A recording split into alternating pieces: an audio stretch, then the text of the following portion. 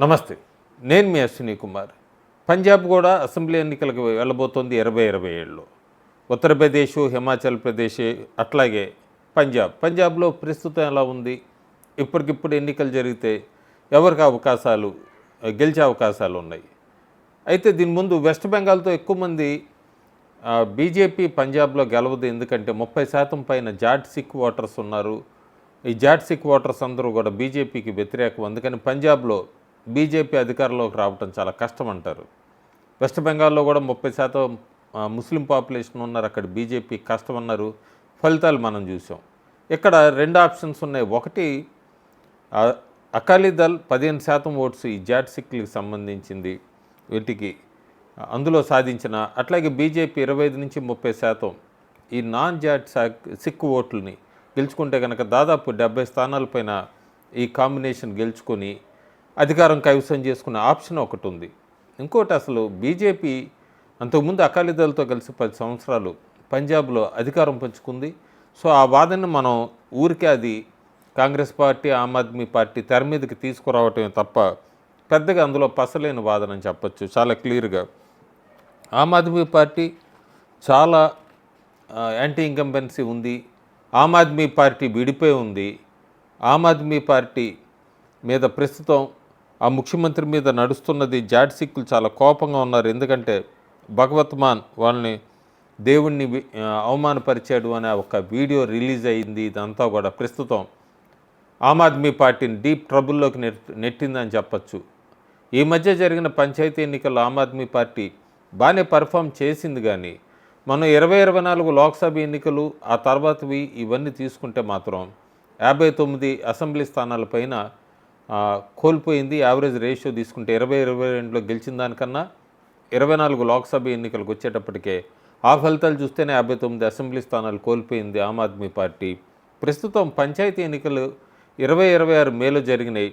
Aam Aadmi party upper hand అయినా కూడా తర్వాత ఆమ్ ఆద్మీ పార్టీ చీలిపోవటం, ఈ భగవత్ మాన్ వీడియో ఇదంతా కూడా సిక్కుల్లో ఆప్ మీద పూర్తి వ్యతిరేకత తీసుకొని వచ్చింది.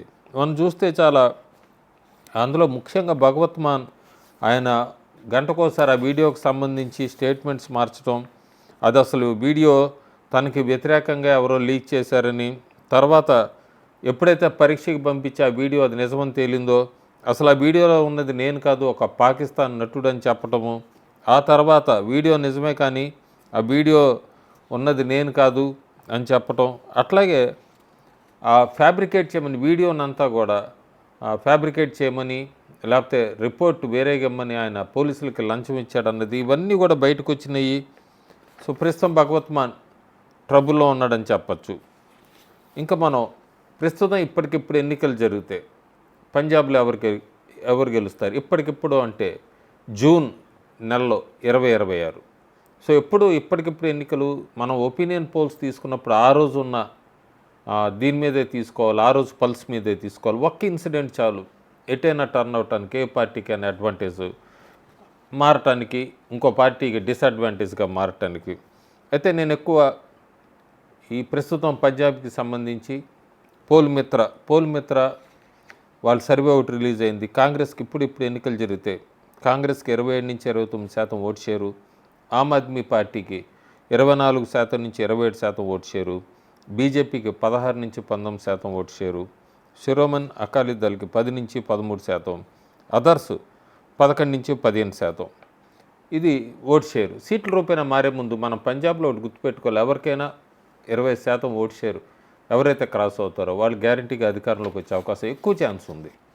సో పోల్ మిత్ర ఇచ్చిన ఓట్ షేర్స్ ప్రకారం ఇప్పటికిప్పుడు ఎన్నికలు జరిగితే ఆ ఓట్ షేర్ సీట్స్ రూపేణా మారితే కనుక 117 స్థానాలు ఉన్న అసెంబ్లీ స్థానాలు పంజాబ్లో కాంగ్రెస్ 42 నుంచి 48 గెలుచుకోవచ్చు, ఆమ్ ఆద్మీ పార్టీ 35 నుంచి 41, బీజేపీ 16 నుంచి 22, శిరోమణి అకాలీదళ్ 6 నుంచి 10, అదర్స్ 4 నుంచి 8. సో ఇది ఈ భగవత్ మాన్ ఇన్సిడెంటు, ఈ వీడియో ఇదంతా జరగకముందు ప్రస్తుతం ఇంకా కొద్దిగా వ్యతిరేకత ఉంది.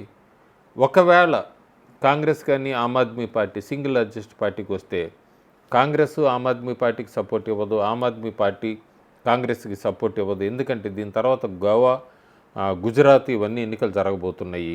ఈ ఇంపాక్ట్ అక్కడ చూపిస్తుందని ఇరు పార్టీలకి భయమే. ఆమ్ ఆద్మీ పార్టీకి తన కాంగ్రెస్తో పొత్తులో ఉండటం వల్లనే, లేదా కాంగ్రెస్ కూటమిలో ఉండటం వల్లనే చాలా రాష్ట్రాల్లో ఓడిపోతున్నాము అన్నది కాంగ్రెస్ పార్టీ ఆప్ మీద చెప్తుంది, ఆప్ కాంగ్రెస్ పార్టీ మీద చెప్తుంది. సో ప్రస్తుతానికి పంజాబ్లో ఎన్నికలు మార్చి షెడ్యూల్ ప్రకారం జరిగితే కనుక సింగిల్ లార్జెస్ట్ పార్టీ ఒకవేళ కాంగ్రెస్ అవుతే అక్కడ చూడాలి మనం హంగ్ అసెంబ్లీకి అవకాశాలు ఎక్కువ ఉన్నాయి జూన్ 2026 ప్రకారం. Thank you.